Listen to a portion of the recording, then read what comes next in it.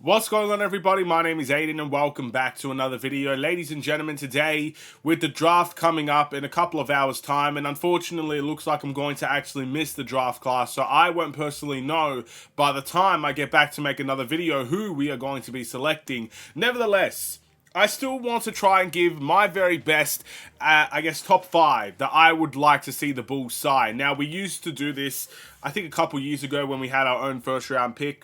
Now, I talked about the 5 players I would like to sign. We ended up signing neither of them. I believe we signed Dalen Terry that year. We did it beforehand as well. We got Patrick Williams, who was, again, another person we never got to talk about. So we'll see if this is the 3rd year in a row where I give my top 5 predictions or my top 5 hopes for the Chicago Bulls in this draft class, and we'll see if they actually select any of them. Now, keep in mind, I'm not going to know if the Bulls go up, trade down, whatever the case may be. I'm going to go based on the players I've talked about. Who would I want as my top 5 for the Chicago Bulls? But before we get any further, if you liked the video and you want to see more from me, drop a like, drop a follow, and or subscribe if you are new. And let me know in the comments below your thoughts about the Chicago Bulls and which 5 players would be in your top 5 list as of now to select in this upcoming NBA draft. With that being said, let's get started. Number 5, I'm going to go for a bit of a mystery here. I'm going to pick Zack E at number 5. Now, is he the best player to kind of get in that 11th range? I do feel like he will fall to 11, and I feel like he could fall even below that, in all honesty. But when I think of Zack E, I think of someone that could be a potential player. Now, potential players isn't not necessarily something we desperately need at the moment, which is why I have him 5th and not 1st. But just imagine what you would get if you get someone that's about, what? Well, how? 7'4", 4, my apologies.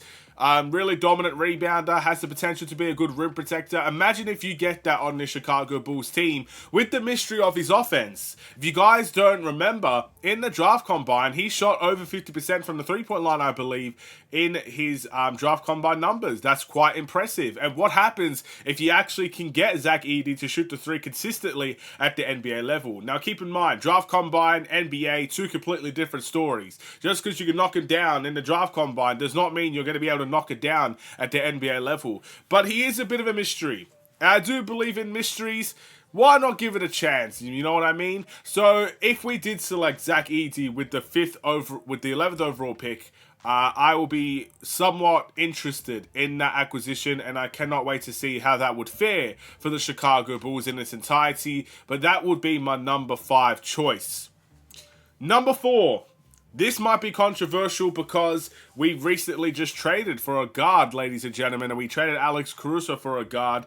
But I cannot lie, I liked exactly what I saw from him when I saw some highlights, and I do want best available players. At number 4, I've gone with Isaiah Collier, ladies and gentlemen. Now, he absolutely shined in the college level, in my opinion at least, and as a guard, he has a lot of swagger and confidence to him that I think will scream at the NBA level.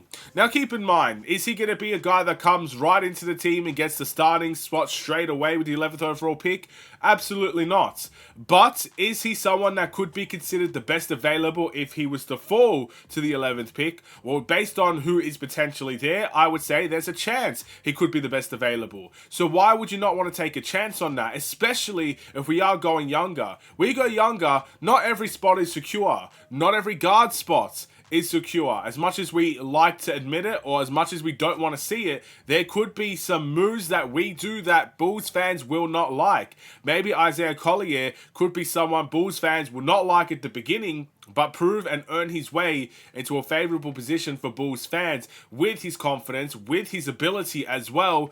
I think this could be a good choice for the Bulls at the 11th overall pick. Now, keep in mind, the people that we are talking about could potentially go in the top 10, heck, even in the top 5. But since this draft class is so unpredictable, and since the Bulls' movements themselves are so unpredictable, I honestly don't know what the Bulls are going to be doing with these picks and what we decide to do in terms of trades and stuff of that nature. So Isaiah Collier is probably my number 4 choice, and I do like what he could bring to this Bulls team if he was selected. It probably will be a controversial decision considering we don't need guards, but best available, there might be a conversation there. Number 3, I'm going to pick Cody Williams. It's crazy how a couple of weeks, heck, even about a month has gone by since we probably talked about Cody Williams as a Chicago Bulls player. And everybody, that was their number one choice. Everybody wanted Cody Williams because he was a 6'8" small forward that had elite defensive capabilities and could knock down the three-point shot. If you're looking at a need, he is the personification of our current needs at the moment, if I'm not mistaken. I think things have gotten a little bit quiet on Cody Williams, and I'm not sure why that is. So ultimately, I don't necessarily feel that Bulls fans might actually see this as a favorable pick, but I still put him in my top 3 just because I see the potential in him as someone that could be a terrific two-way player, first and foremost, but maybe go even a little bit beyond that if everything goes well for him, of course, at the NBA level. And I would not want to miss out on that. So he is my 3rd choice, ladies and gentlemen, with the 11th overall pick. Keep in mind, he could potentially go up in the draft. He most definitely can also go down in the draft as well. My number 2 choice, someone else that does fit a need for the Chicago Bulls, and that is Mattias Bellis, I believe his name is. He's probably the only person within this draft class I genuinely don't know how to say his name. I may never know how to say his name, but again, another guy, he played for the G League Ignite team, so it's a little bit different. We're talking about a college for the most part. Every single one of these players played in college, but Mattias was the one that played in the G League Ignite team. His stats, I've often had questions about his stats and his strengths and weaknesses. You can even go back and look at my video I made about him. Some of his strengths are also some of his weaknesses. It makes no sense.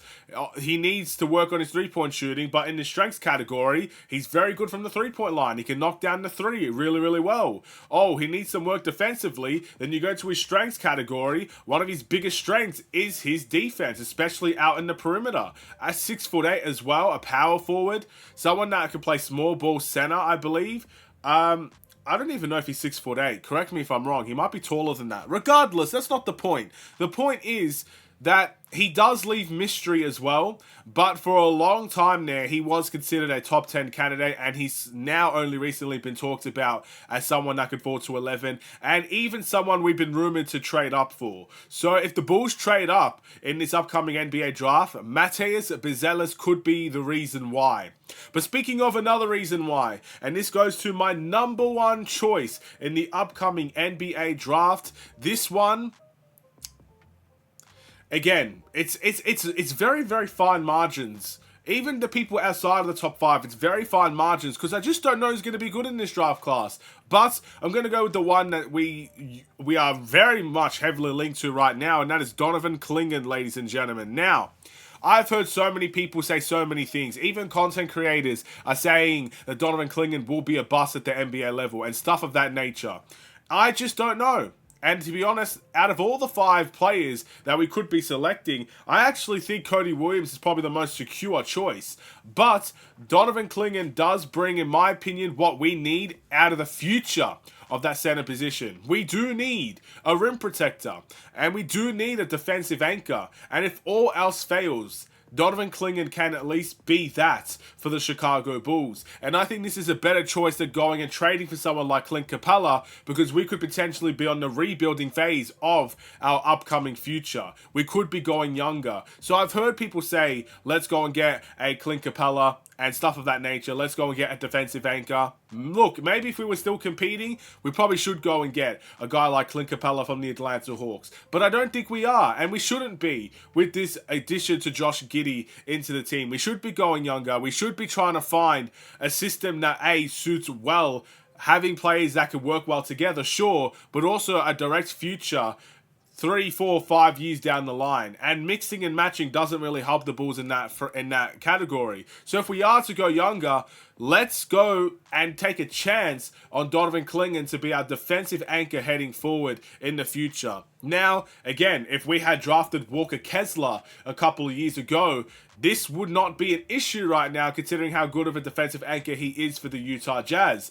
But we missed out on that. Do you want to miss out on Donovan Kingan, who's projected to go pretty high in the draft? Do you want to miss out on that opportunity for the Bulls? that's all I'm going to say. That's my 5. What do you think? And I'll see you in the next one. Stay safe, stay healthy, and stay tuned for more. Take care, and peace.